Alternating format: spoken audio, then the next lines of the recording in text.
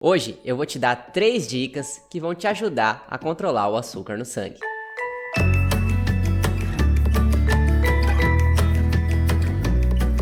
Oi pessoal, eu sou o nutricionista Leonardo. As 3 dicas de hoje, 2 têm algumas observações que a gente tem que fazer. Na nutrição não existe muitas regras, depende de cada caso. Mas a terceira dica eu tenho certeza que é válida para todo mundo e hoje mesmo você vai conseguir pôr ela em prática. A primeira dica é: não pule o café da manhã.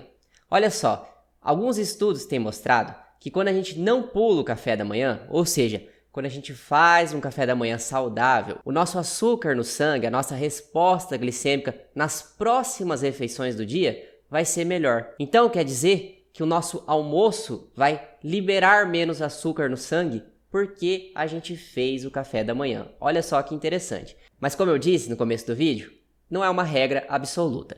Vamos supor que você está fazendo uma dieta, você está com sobrepeso ou obesidade.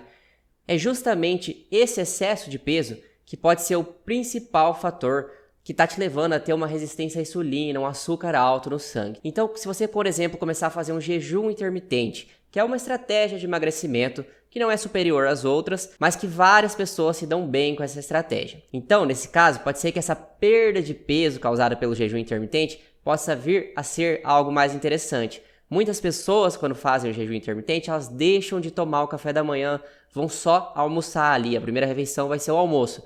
E aí, nesse caso, pela perda de peso, pode ser que sim, vale a pena você não fazer o café da manhã. Mas também vale dizer que mesmo que você faça o jejum intermitente, você pode fazer, por exemplo, um Time Restricted Feed, que é uma alimentação limitada, você come em alguns horários e não come em outros. Por exemplo, comer entre as 8 horas da manhã e as 8 horas da noite. Então você vai fazer a sua última refeição ali, a sua janta às 8 horas da noite e só vai comer depois de 12 horas. Então nesse caso, além de fazer o jejum, você também pode fazer o café da manhã, porque você vai voltar a comer às 8 horas da manhã, né? Você vai fazer um jejum de apenas 12 horas. E aí você une essas duas táticas, essas duas ferramentas que a gente tem, que é fazer um café da manhã para melhorar o controle glicêmico ao longo do dia e também fazer um jejum de 12 horas. Uma outra coisa que a gente também tem que considerar é que muitas pessoas relatam que têm dificuldade de fazer o café da manhã. O que eu vejo na prática é que a maioria das pessoas que têm dificuldade de fazer o café da manhã, que não sente fome pela manhã, é porque elas foram comer muito tarde no dia anterior. Então, se você, por exemplo, parar de comer às 8 horas da noite, vai dar um pouco de fome no primeiro dia, mas eu tenho certeza que no outro dia, no café da manhã, aí você vai sentir muito mais vontade de tomar esse café da manhã, porque justamente você já está há um bom tempo sem se alimentar. Outra coisa que eu acho muito interessante é que quando a gente faz um café da manhã bem feito, isso ajuda a controlar a nossa ingestão de alimentos durante a noite. E aí a gente vai para a segunda dica, que é: coma mais calorias no período diurno do que no período noturno. Alguns estudos testaram uma mesma refeição, feita pela manhã ou pela noite. E o que foi visto? Que o açúcar no sangue, a resposta glicêmica e o aumento da insulina depois dessa refeição é maior no período noturno. Então, baseado nisso e em alguns outros dados epidemiológicos, o que se recomenda? Que a maior parte das calorias seja ingerida no período diurno, principalmente quando a gente fala de carboidratos. Então, é muito interessante para você que tem diabetes tipo 2, que tem pré-diabetes ou resistência à insulina, que você faça ingestão de carboidratos integrais. E aí não precisa ser só um carboidrato integral. Você pode, por exemplo, adicionar uma fonte de fibra na sua refeição. Eu tenho um vídeo aqui falando sobre 10 fontes práticas de fibra. Depois dá uma olhadinha lá para você ter umas ideias.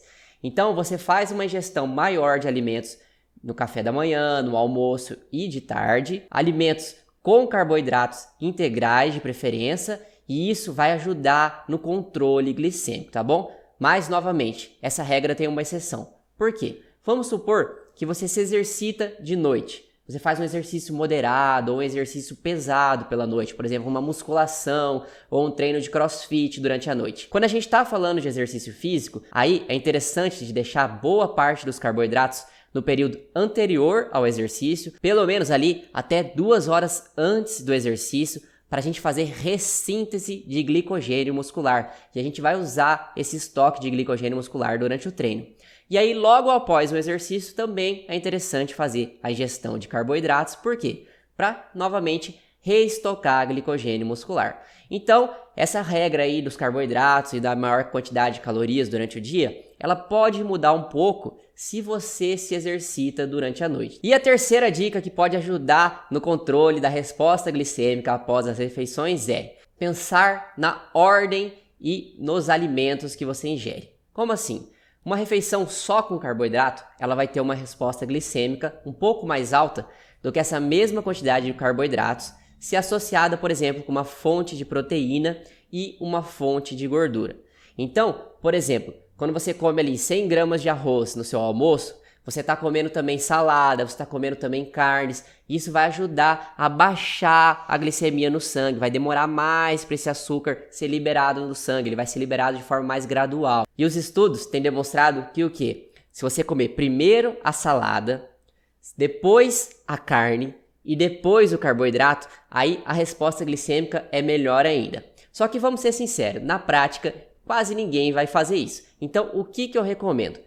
Faça um prato de salada bem caprichado e coloque um pouco de azeite de oliva nesse prato. Por quê? Porque sim, o azeite de oliva também vai ajudar na resposta glicêmica e o azeite de oliva tem diversos outros benefícios. Pode ser interessante para quem tem resistência à insulina. Eu já falei dele no vídeo sobre azeite de oliva e gordura no fígado. Ele pode ser interessante também para quem tem gordura no fígado. Então você faz lá o seu prato com salada e azeite de oliva. E aí depois você vai para as carnes e carboidratos. Então depois você come aí a sua carne com arroz ou a sua carne com batata. Isso já vai ajudar bastante, tanto no controle glicêmico, como também vai ser bem interessante para o controle da saciedade. Eu falei isso já no vídeo que eu fiz com a professora Faena. E ela explica nesse vídeo os mecanismos hormonais que fazem com que a gente sinta menos fome se a gente realizar primeiro essa refeição com a salada antes dos outros alimentos. E lembrando que tudo que eu falei aqui é baseado em evidência científica, especialmente nesse artigo aqui da Nutrition and Diabetes, que é do grupo de publicação da Nature. Eu vou deixar o link do artigo ali na descrição, se você quiser baixar ele é de acesso gratuito. Vou ficando por aqui. Se você gostou desse conteúdo, compartilha ele aí no WhatsApp, no Facebook. Eu tenho conta lá no Facebook também. Dá para você compartilhar direto lá. Eu sempre que eu publico um vídeo, eu posto lá. Então dá direto para você clicar no compartilhar lá. Se você gostou também, se inscreve aqui no canal. Clica ali no sininho para ativar as notificações. Senão não vai adiantar muito você ter se inscrito, tá bom? Vou ficando por aqui e até a próxima.